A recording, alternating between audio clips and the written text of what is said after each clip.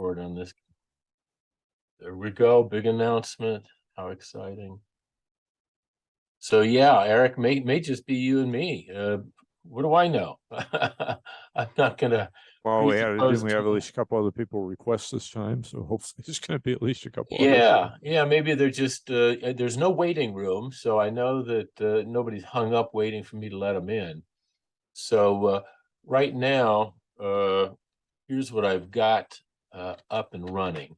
I've got the container. I'm going to be doing an article that it's a column actually that Merle Avila writes for every issue of the California Numismatist, and it's California tokens, kind of one of his specialties. So I've got that InDesign document already opened up. You can see it's one of many pages, some of which have already been completed, but this one I haven't really started yet. Then I've also got a series of images here. Let me so he sent me a obverse and reverse of a token, and I started out on one of the two sides. I hate scalloped coins because they're so hard to do the separation. Yeah, that's right. Do it all by hand. But that's what I'm doing now on one of them. So he sent me those two images.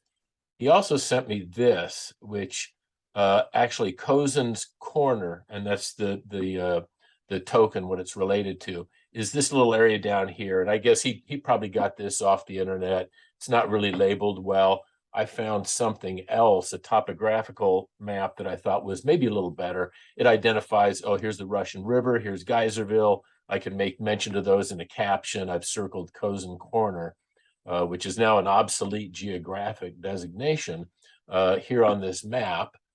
And then I also found, oh, that valley where Cozen Corner is, that's it. So, gee, it's wine country.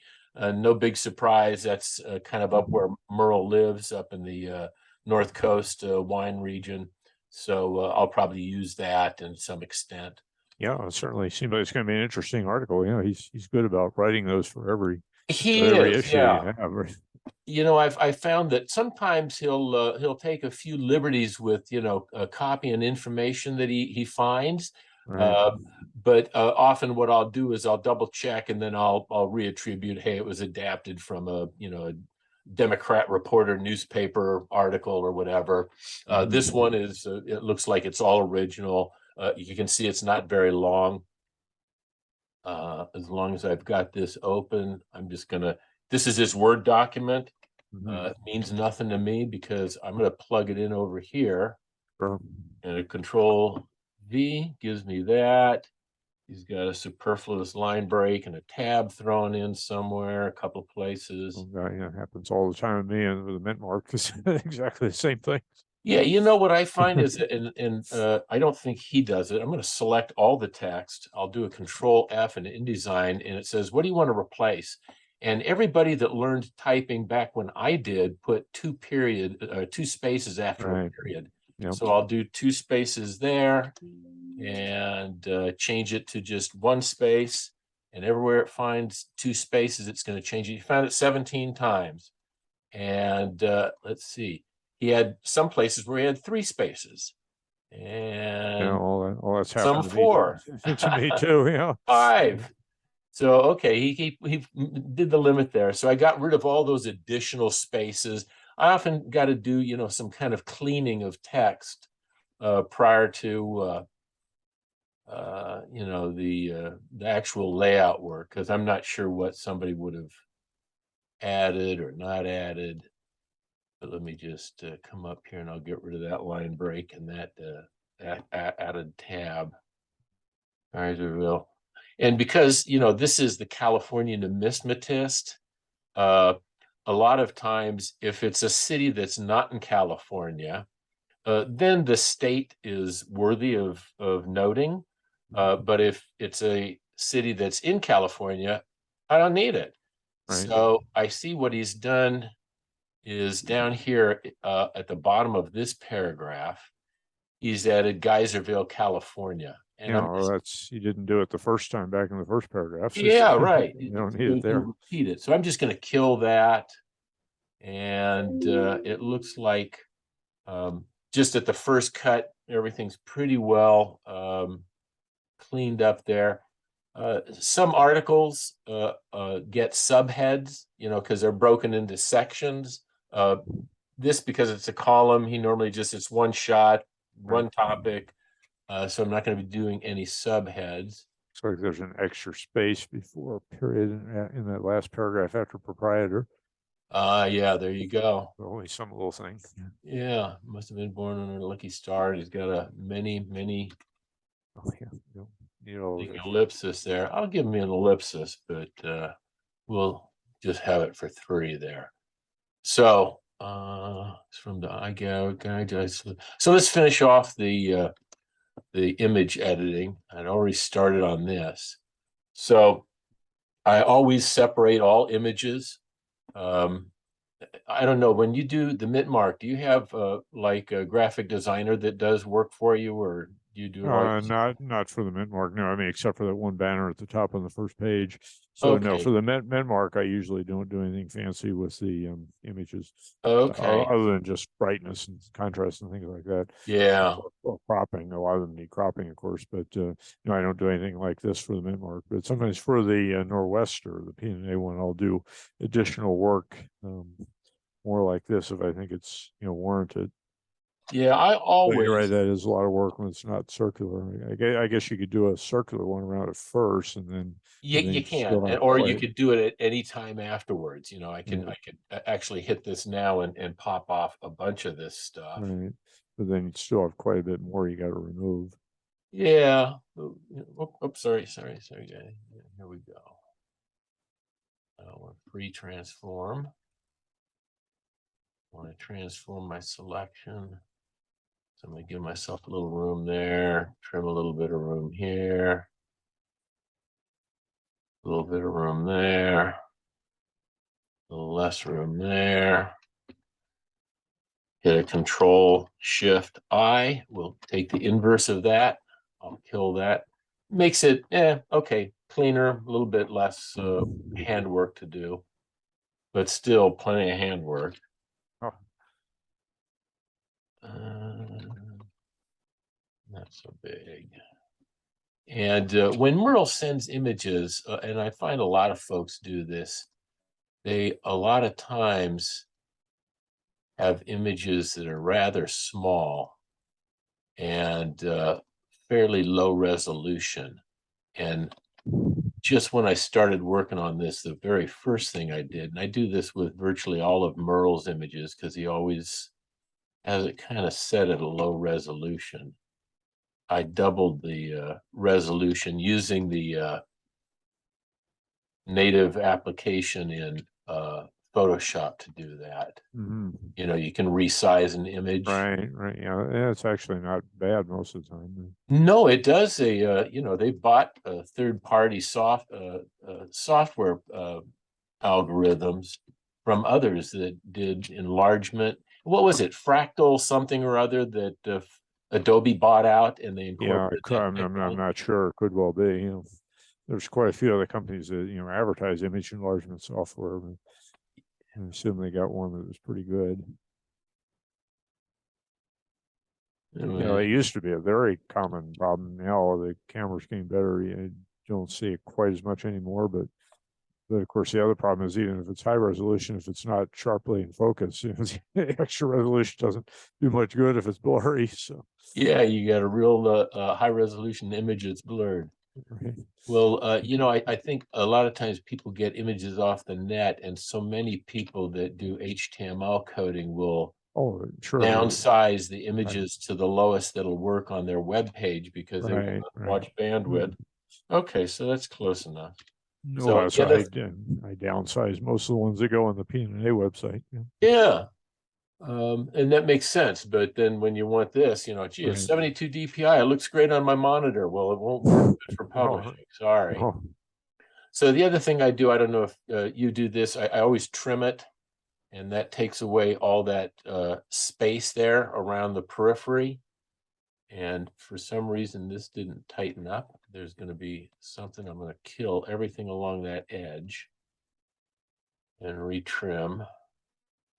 And I do that trimming for a couple of reasons, but one of the primary one is if I want to get the size just right, and I either do because I have a reference size I'm trying to hit, or I want it to fill exactly a column width or some other layout purpose. I want an exact size.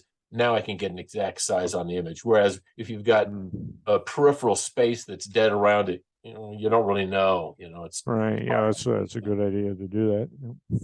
okay. So let's go in. We'll do an adjustment layer. I'll move you down here, I guess. And I think before I mentioned, I commonly do a S curve to try to boost contrast a little bit. This also has a pinkish tone to it, so I'm going to do another adjustment layer and desaturate it because whoever took the photograph was, I don't know, wearing a red shirt, or there was something red in the room that reflected on it. I'm pretty sure this is not a red token, so I'm going to. Well, either that or this didn't have the color balance correct for the lighting that we're using. Yeah, that's the other possibility. The color balance was likely. Yeah. so, Yeah, if that's really like aluminum or white metal or something. So yeah. Desaturate it, And do a little sharpening, and then when I get down to publication size, okay, decent enough, that'll work. So because I've got a couple of adjustment layers, as soon as I say close it, it says, do you want to save it? Say, yeah, I do. And it'll by default say, well, you got to save it in PSD format, which is exactly what I want. So that's done. I don't think I'm gonna, I guess I should probably take out this information there. So I'm gonna, how do I want to do that? I guess we'll do that. Looks crappy, but good enough. And I don't care how that gets done, whether it's a PSD or a JPEG. I'll just keep it as that. This one I already did some selection, kind of cropped it in a little bit. I did the red stroke so I can highlight it once I lay it out. So that one's already a PSD. I'll save that. This one I didn't like. I'm not going to use it. Thanks anyways, Merle. And that leaves me this other one to finish off. So if I go over to my template here now, you can see that one of the things I like to do is I've got kind of a big pasteboard, and yeah, that gives you an idea. By default, when you fire up InDesign, most of the default settings, this white area around the periphery of the page is called the pasteboard. You can put things there temporarily, and they're not part of the print job. But they're assets that you can pull in or out or do whatever you want. Reference notes, something to remind yourself of something. And I do a lot of organizing on that. So I've made mine really big. And I'm going to go to one of my more challenging authors, Jim Wells. It does a great job with a lot of stuff. A lot of pictures. Yeah, he forwarded me 98 images, some of which were duplicates, but I think there's something like 89 individual images. Of course, I got to go in and touch all of them, do image separations and things like that, some tonal adjustments and whatnot. And then I got to group them. Where are they going to go in the article? So that's what I'm doing now. I use that pasteboard space kind of as an organizing area. I've put these into certain logical groups, and they're just kind of sitting there idle for when I get back to working on that. Okay, you can kind of do that in Publisher too, but it looks like InDesign's a lot better. Yeah, I used Publisher for a couple of years, as a matter of fact. And before that, I used Word. I mean, you use what you've got available, right? And it's not like InDesign and the Creative Cloud software package that Adobe puts out is cheap. I pay $600 a year for my access, and okay, it's just I can't imagine not using it now. Right. Do you also use like Illustrator or any of the others though, or just I use a couple of. Occasionally, I'll use Illustrator. I've done that more for in another part of the business applications I do, not for publishing use so much. Yeah, but publishing you mostly need InDesign and Acrobat, you know. Bing and Photoshop. And I also of course, use, Photoshop. Lightroom. Lightroom is a digital asset management package. So I've on my computer, I've probably got somewhere around 100,000 images. And that's just I'm talking about as a photographer. So to help me keep track of all those, I use Lightroom as a digital asset manager, and I can do a lot of photographer-centric editing. You know, hey, I'm doing some fine art photography or architectural or landscape photography, and I want to prep it for printing. You can do a lot of powerful editing in Lightroom now. Let's see. Okay, so what was I going to do? Oh, I was going to import some of those images. And who are we working on here? We're working on Jim. That stuff. No, we're not. We're not Jim. Working on Merle.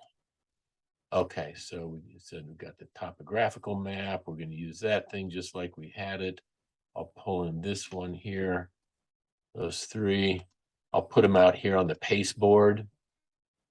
And this one, I'm going to select all three of those and put a drop shadow on them. There we go. It's funny, you know, some of the controls I use, they're right underneath the zoom control panel. And by default, let's try 1.75. We may find a different size there. Boy, can I drag this thing somewhere? I can. How about that? All right. Yeah, I would assume you can. You know. Yeah, drag that remote out there, resize that, put this over here. I often will do a text wrap on the alpha channel, which is a transparent channel. And I'm not sure where I'm going to put that yet. But if I look at the general layout of the page, I'm probably going to take this and shove it somewhere up here. And then up here, you know, I'd probably do something like, gee, Greg, let's, oh, you know what? Let's grab both of these. They've got a shadow on them. I'm also going to put a 1/4 point stroke, black stroke on them, like a frame. Which if I'm doing postcards, paper money, things like that, that may have a little bit ragged look to the edge, I don't use a frame, but images absolutely do. So let's take this one here. 4.5 will bridge. Sorry. I said 4.5 will bridge the two columns. And if I were to take this, and I could maybe put that to about a column size, roughly. And something like that. It needs to be bigger. I need to be able to read that text if somebody is really intent on it. And that may or may not work. Don't know yet. We'll see. Readjust this. So I'm going to insert an additional frame, text frame, in between the existing ones. So it just kind of flows from one frame to the next, to the next, to the next.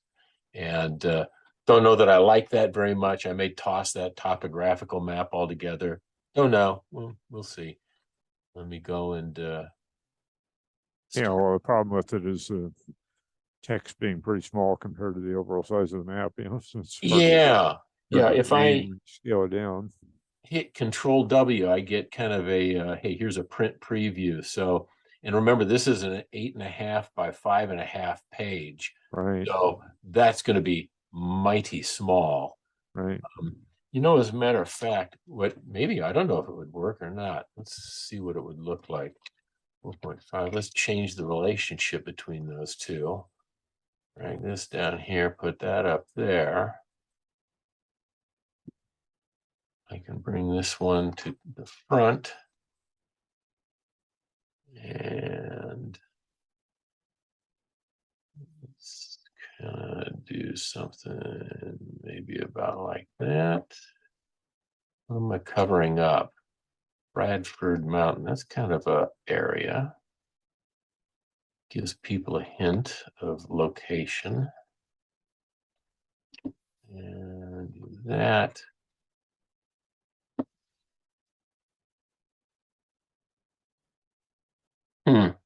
Yeah, I don't know. Most people probably prefer just to see the photo of what looks like an L, but Yeah. that's where we think we have to play around with it some more. Yeah, I think you're right. I think I probably prefer dump that, put this back in, and just leave it pink like that. Okay, and then we'll probably put this other image that mates this underneath it. I don't know. Let's put that right in the middle of the column there. TCN is a 2-column page format. Although some news items, factoids, and other things, I'll use a single column approach, but the great majority of the publication is a 2-column. Oh, that's what I do for the Nor'Wester as well. Although there it's more like an 8x10 page, so the columns are a little wider. But Oh, okay. Yeah, at Tam's Journal, I do I think a 3-column because it's a larger 8.5 by right, it's 3-column is fairly common when you have larger pages. So I didn't know if you knew this. I just recently found this out that Adobe products are pretty smart about math. The resolution is right currently 96. So doubling that would be what, 192, right? So I could enter 192 in this resolution here, or I can just say multiply it by 2 or multiply it by 3 or something like that. No, you could do that. I didn't either. And you can do it here on this as well. If I say something like, oh, it's a 20 or a 37 millimeter token, I can say, yeah, make it 37 millimeters wide. Oh, okay, it did. That is, if you get your millimeter thing out, that will be 37 millimeters on the printed page. That's interesting. So yeah, it converts from millimeters to inches. I think I had it at 1.5 or 1.75 maybe. We'll leave it. Yeah, I mean, it's a little more sophisticated. The one in Publisher, you can tell it how many inches wherever you want it to be and resize it, but it's not going to be as sophisticated as this. Well, it's very cost effective though, especially if you don't have lots and lots of pages. Where I found a Publisher running into problems for me was you have a lot of pages.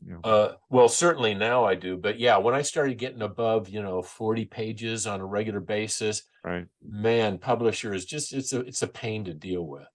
Right. Yeah, I think you're right. I mean, most I've had is like 24.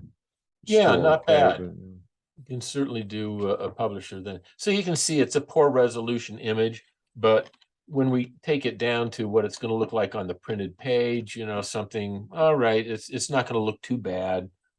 Thanks for the attempt, Merle. And I'm going to go through that step to isolate this one now. Use my little bracket thing. Oh, I chose the wrong whatchamacallit. Here we go. This. Now it's showing me the back of that image frame, which is filled with white. But if I kill that, use my magic eraser to kill it, now everything that I eliminate with the standard eraser tool will show through that transparent background. Transparent, okay. Yeah, so in here, and if I hold down the shift key, I can, let me put it up here, for example, it'll just bridge from here to here, and it'll go straight there. So if I do that in small incremental steps along here, it makes it easy to kind of follow an edge. Yeah, it's a lot easier than dragging it along, trying to drag it along the edge. Oh yeah, you'll never you'll make one slip and you'll start cursing, and you'll have to undo that slip, and that's right. Yeah, that's good. Yeah, there's other There's not techniques. enough difference just to use the magic eraser. I guess there's not enough contrast difference or color difference or whatever. Right. Yeah, that's a problem. Sometimes if, like, again, if I zoom back out, notice he's got this kind of blue-green background, and Right. it's Yeah. got different tones, up in Yeah, the it would have upper. been better just to use a black background or something, knowing that you were going to do this. Actually Or usually a white prefer background. white. Yeah, a white background I think normally works out pretty good. Okay, so let me kind of get in a little bit closer here so I can see better what I'm doing. And because I'm working on a fairly enlarged version of this image, all the little mistakes I'm making, or Right. gee, you're not very careful, you'll never notice it on the printed page. No. It'll just be too small. The white background is good as long as you don't let it cause you to underexpose too much.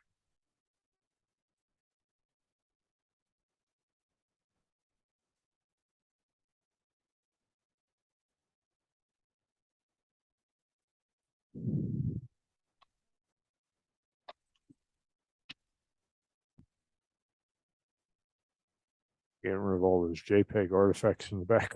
Yeah, they're pretty severe, aren't they? Yeah, you must have, well, the quality, you must have a lower JPEG quality. Well, I'm often surprised that even images that look very low quality here while I'm working on them, a lot of times they do work out on the printed page, so long as you don't have a very large image, as long as it's kept fairly small on the page. Right. Try to make it a big cover image or something.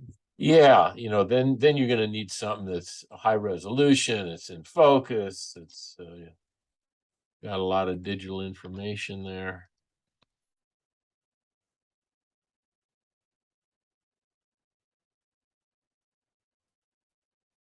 Okay, and let's try that same trick using the circle that we did last time. Kind of drag here on the left. I'm going to transform my selection, give myself a little bit of room up here, a little bit of room over here. Lock that in. Control Shift I takes the inverse. Delete key kills it. I can release that selection now. Go in and do the cleanup work.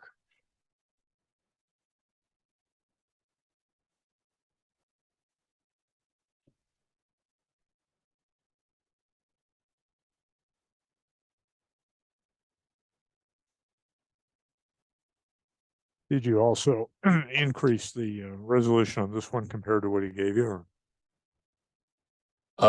I doubled the size. Okay, that's one reason why it looks probably crappy. Doesn't look the best when you zoom in on it. But Well, like you said, at print it'll still look fine. I've done something that it's not happy about, and I can see it. On the token's a little corroded to begin with, anyway. Yeah, especially this edge here. Right. And I don't know if it translates on the zoom screen. I can see that broken edge a little bit more easily, maybe on my. No, I can still see it pretty well.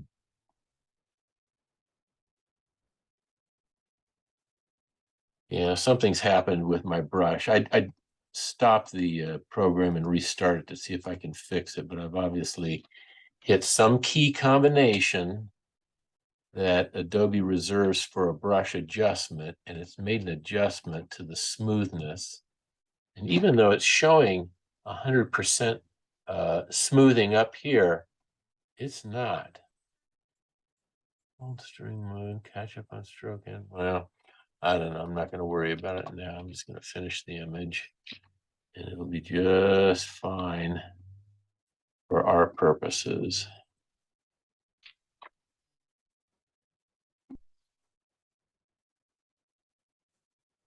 So this token has 8 scallops.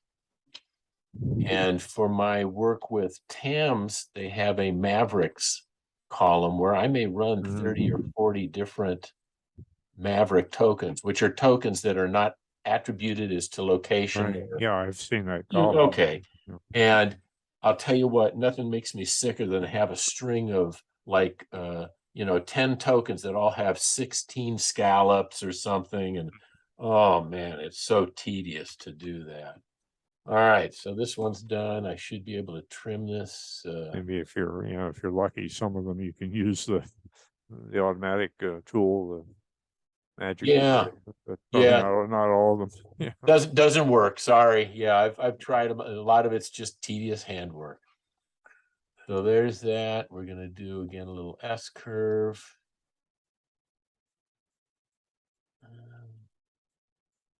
Tighten it up a little bit, and I don't like that cast, so I'm just gonna desaturate it a significant amount.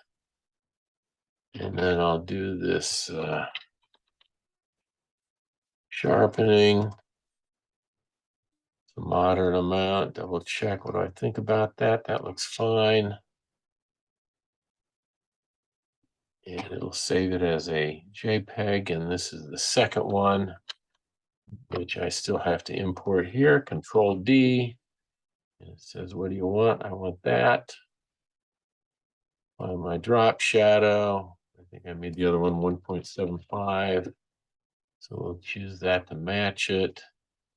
Something like this. Occasionally I'll overlap like an image. If I had a lot of text here, I could do that as well. Right. I could kind of overlap that photograph with images Sure. of the token, but I think this will You probably be just fine. Don't probably need to do that this time, but you certainly could. Yeah. Okay. Now at this point, you haven't actually resampled yet, so you could go back to the full size on those images if you haven't. They say usually say you do eventually resample, but Yeah, I don't resample. What I sometimes do you is I permit during the creation of the PDF for Oh, publication. right. Yeah, then it cuts it down to 300 DPI. Yeah, it'll say, well, what do you want to do? And I'll say, okay, it's got my default settings that I normally utilize. So, gee, maybe I'm not very impressed with the fit now. And this, I think we thought was a little too small, but let's go in. Or I And suppose I'm you gonna could say, you could crop it down just to that corner if you wanted to. hey, Instead great, of the whole. think alike. So that's what we're gonna do. We're gonna say, you know what? Let's crop this way down. And gee, do I want to leave? Let's try to leave Russian River in there. And let's try to leave that Pena and Dry Creek in there. That gives at least some sense of location. Right. Yeah, Ormus. I don't know. Let's see what that looks like. I'll save that here in Photoshop. I'll jump back over here. It will have changed here, and I want to do that, which will force the frame to now fit the new image. And I can probably do.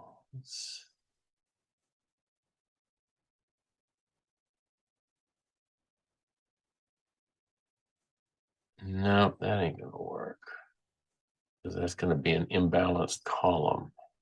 No, it isn't. Hey, it balances. And in InDesign here, a lot of times, like right now, I've got 4 text frames. This first one on this page, a second one on this page, a third one on this page, fourth one on this page. And I kind of default for that in a lot of areas, but I don't have to. I can, especially if I'm trying to balance stuff. Sometimes I'll just do the one text frame, but I'll say, well, turn that text frame into 2 columns. And okay, that way I'm only screwing around with one adjustment here. And Okay, yeah, I see. yeah, the text kind of flows all on its own, and I can It'll find end up the right looking spot. the same either way, but it's a little easier to work with. A little easier. So if I do that, and if I don't want to scrub apart a whole bunch of that image there, and let's do this. bring that on top of the whatchamacallit. Okay, and that leaves me a little nook here, a little nook and a cranny to say, oh,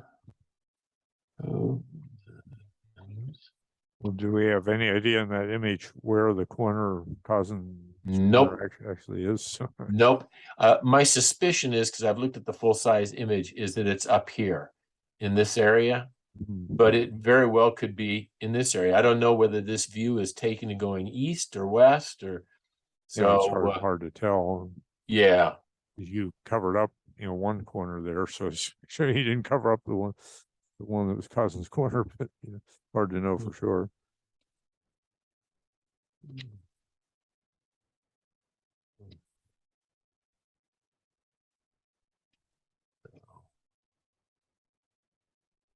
just west.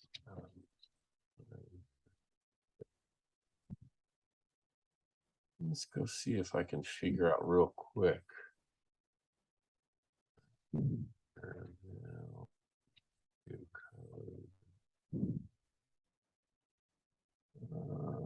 Well, it ain't 480 miles. Cousin's Corner.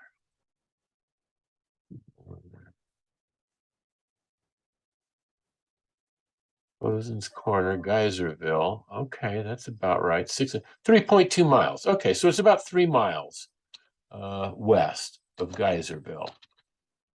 So, but we still don't know in the picture. no idea. Hey, here's the valley. It is, gee, pretty area. And wonder what kind of crop that is. I think it's wine, but oh, look at this. It's covered with wineries all around.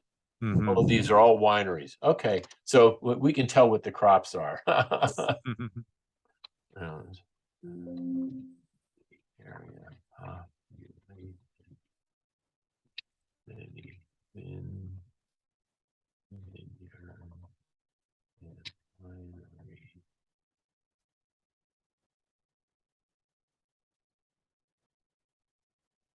Vineyards and wineries. Cousins, also known as Cousin's Corner. Yeah, Cousin's Corner. Yeah, all right. That's as good as it's going to get, I think.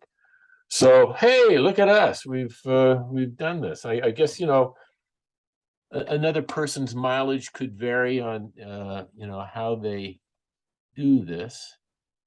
And I guess the beauty of publication work is that there's a big allowance for personal feel or style.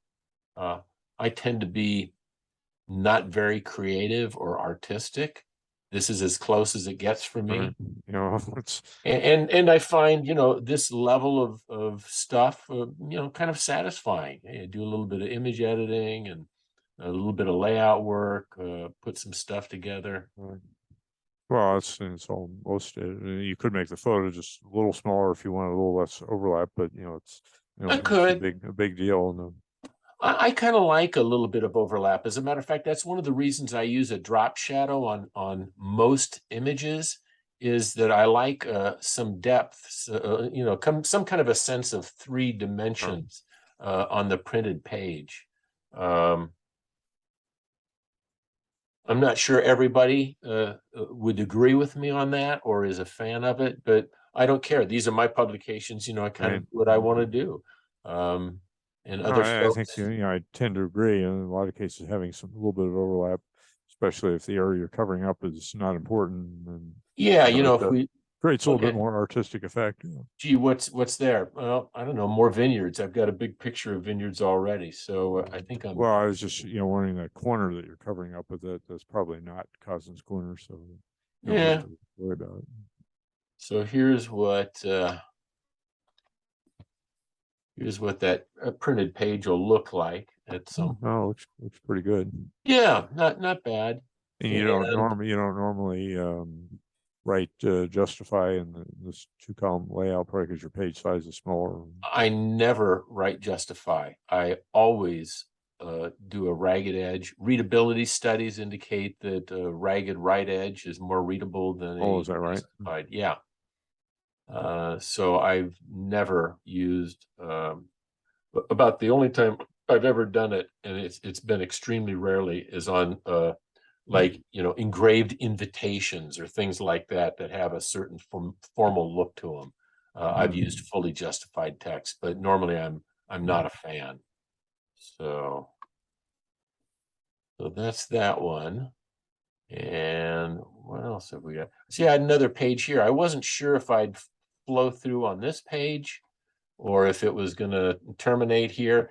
One of the things I do for most of the pieces that I insert in my publications is I try to make them a kind of content dense.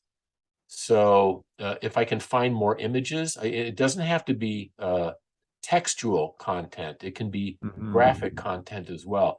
But like when Merle sent this to me, and I started actually looking at it yesterday in preparation for doing this, first thing I did was Cousins, you know, let me go Google it. Can I find a picture of the guy? Can I find, you know, where he lived? What house was he in? You know, blah, blah, blah, blah, blah. And there's almost nothing on this guy, which is why Merle probably has such a fairly short article, which at this point I still haven't looked at. So let me do that. I'm going to go through this paragraph by paragraph real briefly.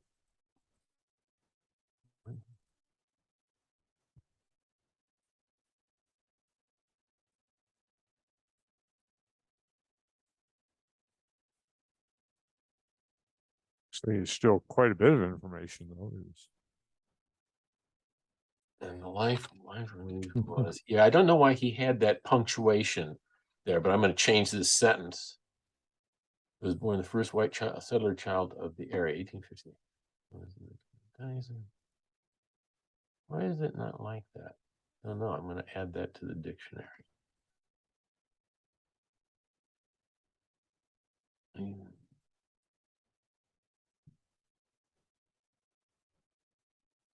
And then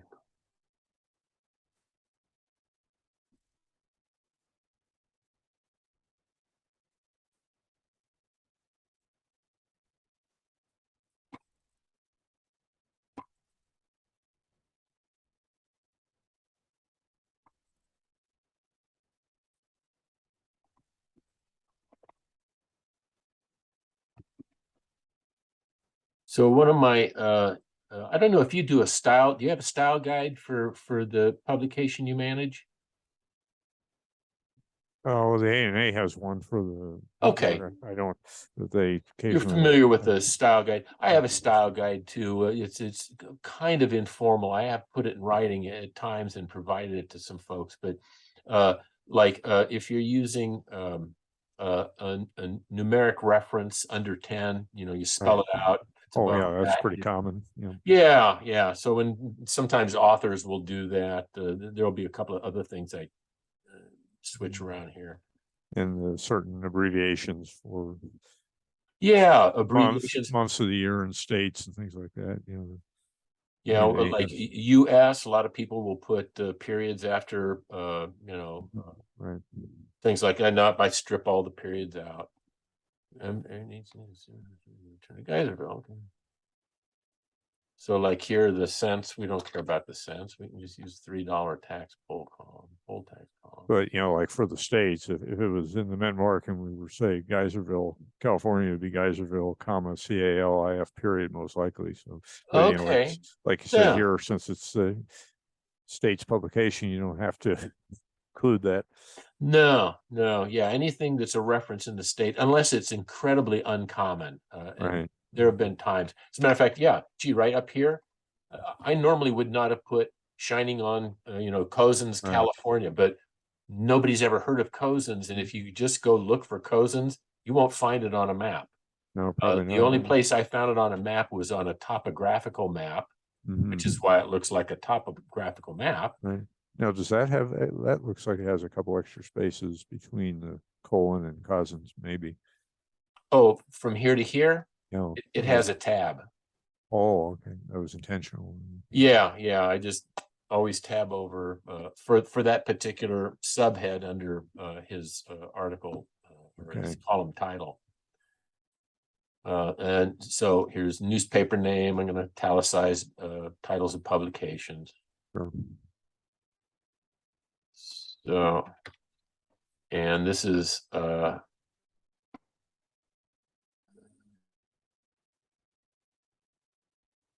since it's a title not immediately preceding a proper name, it's lowercase. Right. You know, same as the A&A style. Yeah. Yeah. Yep.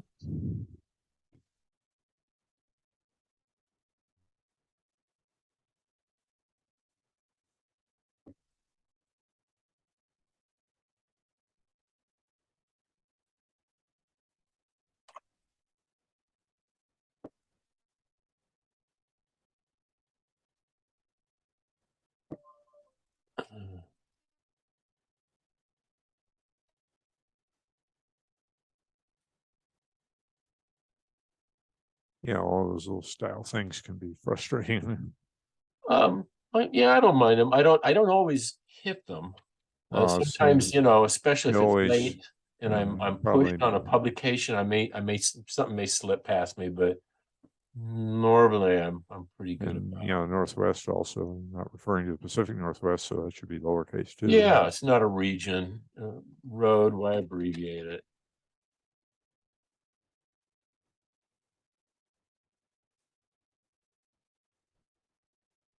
And postal services, yeah, that's lowercase We'll too. fix that. That's usually what I find. People over capitalize a lot more than under capitalize. Yep.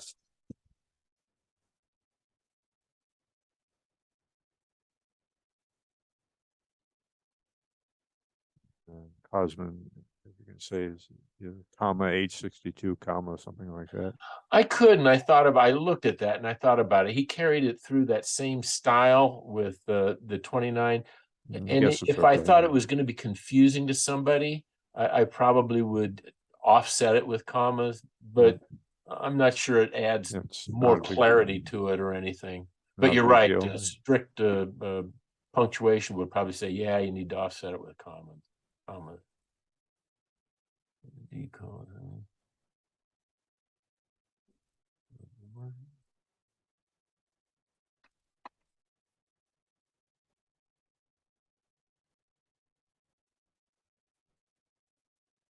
As a matter of fact, this is not a colloquialism. There's nothing ironic about it. Return to verdict and not guilty. That's it. Oh, you're right. Yeah, it doesn't need to be in quotes. Yeah.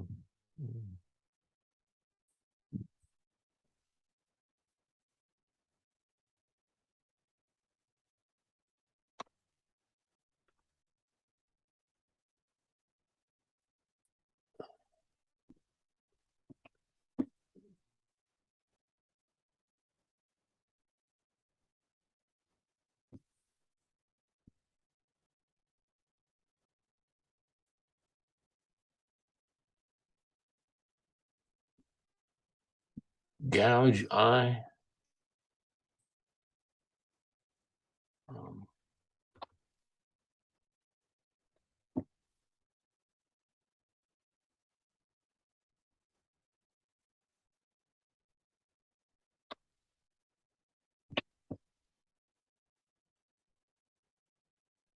Yeah, I guess that doesn't really need to be in quotes either. It's not in tokens, not in quotes.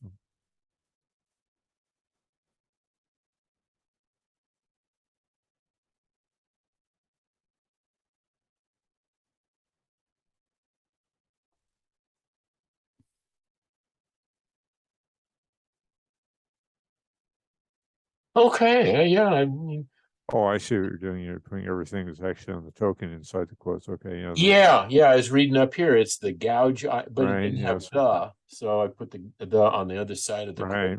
Yeah, the Gouge Eye Saloon, and it's D. Cozen's proprietor. Okay, gotcha. I think the final period goes inside the quote. Well, maybe not if it's what's actually on the token. You can argue about that. Yeah, that always gives me a problem. You know, where to put punctuation marks and relationships to quotes. I have a field and I say, oh, I want to do this. And sometimes I know it's structurally not correct. Yeah, I think normally In it this should case, be, inside, but in this case, if you're reflecting what's actually on the token, I guess. well, I don't think hopefully. anybody's going to complain about it too much. Well, I'll let them, it'll give somebody something to criticize. So I can look, maybe one last look at this thing. Also known as no longer found, though it's just west of Guys Road, about 3 miles. The area popular many venues and winners. Okay, big deal. And maybe bring that down just a touch. Yeah, I pronounce it done. Yeah, I like the way it fits on 2 pages. Yeah, and like I said, I had a third page here because I originally was hoping to maybe find some additional stuff. A lot of times Merle will give me something with like 6 or 8 tokens, and it'll flow to 3, sometimes 3.5 or even 4 pages on rare occasion. So in this case, it wasn't very hard or very long.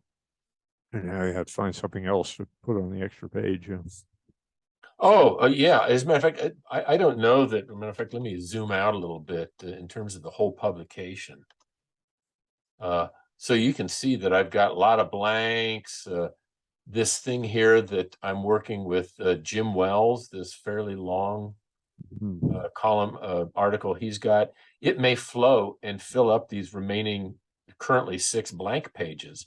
I've just kind of done some estimation of what I'm going to need for graphic layout, but he uses a lot of images, and I'll bet it'll stretch out quite a bit more. So I've got other articles I can add at the last minute.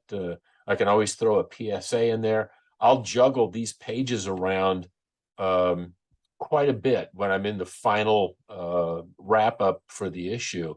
And that's another thing that InDesign does really easily that a publisher drove me nuts on. Very, very hard to juggle things around and move things around. I can make things flip and switch and go someplace else, and 2 pages here. Yeah, I'm sure it's a lot easier than publisher. You can change the order of pages, but if you got text box connected, then obviously, otherwise you got to just copy and paste or cut and paste stuff, which is more work. Okay, so at this point, Eric, I'm going to stop sharing, and yeah, if no one else joining us, I think we're probably yeah, we both already knew what was going on. That's hilarious. But no, it's good to get an idea of a couple things there. Maybe I wasn't aware of you can do in Photoshop or whatever. So, and definitely want to consider getting InDesign. Although I don't think the ANA is probably going to pay for it. So we'll see. Well, you know what? That's I've got to believe that the ANA has probably somebody on staff that absolutely. I'm going to tell you, they've got people on staff that have a license to use that, and if they've got an unused license, sometimes you got to buy a package of 10 to 15. Well, I can always ask. I guess you're right. I mean, I'm sure they must be using something like that for the numismatist.